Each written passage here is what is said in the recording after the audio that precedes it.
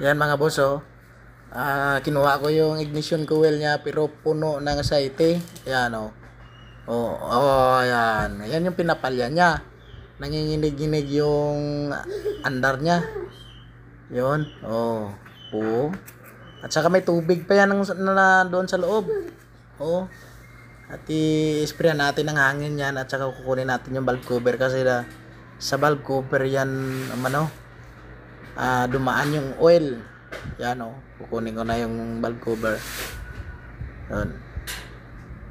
Yung may cells kasi doon sa loob na apat na ring. Yun, nasira na yun. Kaya pinasok ng oil at saka tubig. Ewan ko kung saan galing yung tubig, baka dito sa hood. Yan, oh. Oh, kukunin ko na. Ayan, oh. Ayan, makikita nyo naman na may yan, oh, yung seal ito yung seal, oh. Yan, oh, matigas na kaya dumaan yung oil. Ayan,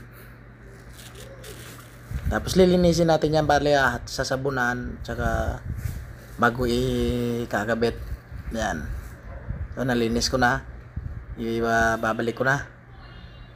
At saka yung spark plug ipapalitan ko na rin. Ayan, parang ayaw pa yata pumasok. Sandali lang, hindi ko pala natanggal. Tanggalin ko muna, yan. At saka ipasok.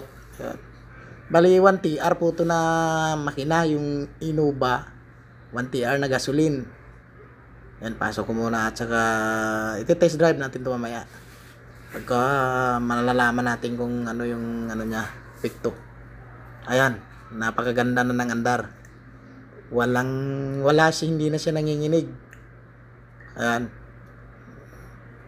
Pagka gumaganon yung sasakyan nyo, dapat pa-check nyo na lang. Ay patitingnan nyo yung ignition coil. Papalitan sana to ng ignition coil, kaya lang nilinis ko na muna kasi wala kaming stock dito na ignition coil. Ayan, i-retest ko na. Hindi ako makapagpatakbo ng maayos dito kasi maraming mahihinang nilalang dito. Ayan, oh. Pero napakaganda na ng hatak. Ayan. Oh.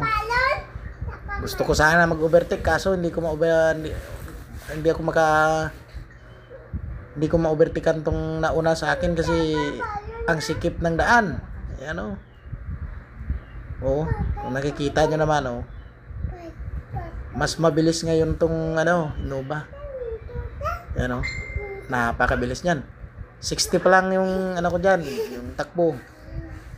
Napakaganda na atawin, no? Overtake sana ko, kaya lang parang mas